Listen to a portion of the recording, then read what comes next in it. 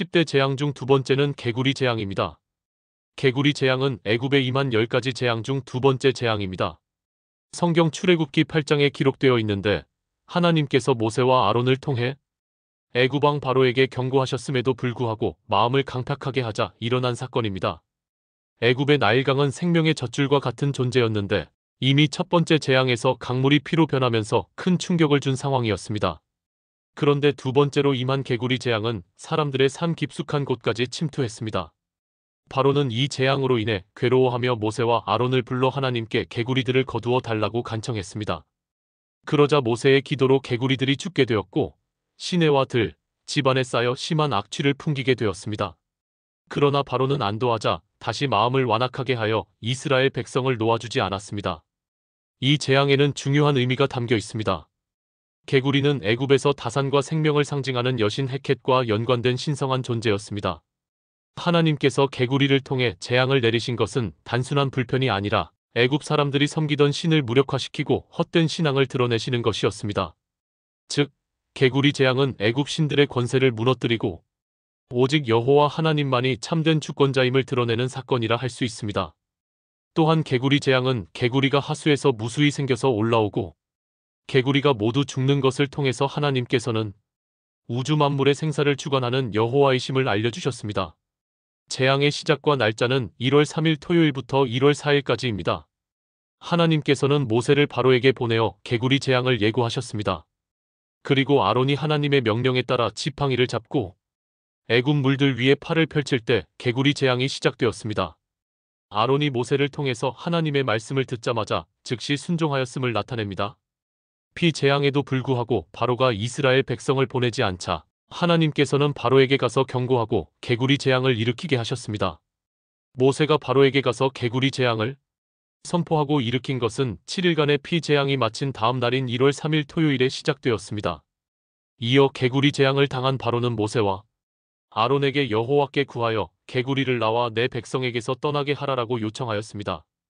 이때 모세는 바로에게 어느 때에 구하여 이 개구리를 왕과 왕궁에서 끊어서 하수에만 있게 하오리이까?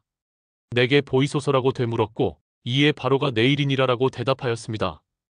여호와께서 모세의 말대로 하셨다는 출애굽기 8장 13절의 기록을 볼 때 개구리 재앙은 1월 4일 일요일까지 계속된 것을 알 수 있습니다.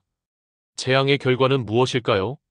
첫째, 하나님께서 개구리가 애굽 하수에서 무수히 번성하게 하셨습니다. 제1차 재앙에서는 하수가 피로 변하게 함으로써 개구리가 생존할 수 없는 환경을 만드셨는데 이제는 그 하수가 개구리들이 엄청나게 번성할 수 있는 환경이 되게 하셨습니다. 이것은 자연현상을 뛰어넘는 하나님의 주권적인 재앙임을 알 수 있습니다. 둘째, 엄청난 수의 개구리가 애굽 하수에서 올라왔습니다. 하나님께서 모세에게 명령하신 대로 아론이 지팡이를 잡고 팔을 애굽 물들 위에 펴자 개구리가 올라와서 애굽 땅을 덮었습니다. 이것은 하나님의 주권적인 역사로 일시에 육지로 올라온 것입니다. 셋째, 집궁과 잠자는 곳과 먹는 곳에까지 들어왔습니다. 이처럼 개구리는 하수라는 열린 장소에서부터 격리되어 은밀한 곳, 침실과 식사하는 장소에까지 거침없이 들어가서 우글거렸습니다. 애굽 백성이 아무리 개구리를 내쫓아도 수많은 개구리들은 물러갈 줄 모르고 시끄럽게 계속 울어댔고 처소 구석구석에 또 더럽혔습니다. 넷째, 사람들이 죽은 개구리들을 모아 무더기로 쌓으니 땅에서 악취가 나서 또다시 곤욕을 치렀습니다. 바로는 개구리를 나와 내 백성에게서 떠나게 하라고 요청했고 모세가 여호와께 간구하매 개구리가 집에서 마당에서 밭에서 나와 죽었습니다. 헤아릴 수 없이 많은 개구리들이 그 있던 자리에서 나와 죽었으므로 사람들은 그것을 모아 무더기로 쌓아놓을 수밖에 없었고 그 땅에서는 악취가 진동했습니다. 개구리의 썩은 악취는 애굽의 우상이 얼마나 허무한 것인가를 드러낸 것입니다. 바로는 개구리 재앙의 괴로움으로 무작정 모세와 아론을 불러서 처음으로 이스라엘 백성을 보내겠다고 약속하면서 내일 1월 4일 개구리를 나와 내 백성에게서 떠나게 하라고 말했습니다. 바로는 개구리가 자연적으로 없어질 수도 있을 것이라는 기대로 힘든 고역 속에서도 내일 개구리가 떠나게 해달라고 요청한 것입니다.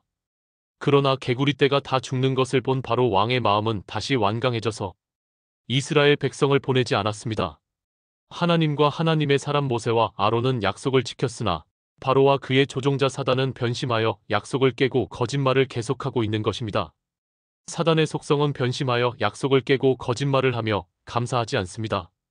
우리 성도는 날마다 기도함으로 사단의 유혹을 이겨내며 하나님의 인도함을 받는 하나님의 자녀로서의 승리한 삶을 살아가기를 소망합니다.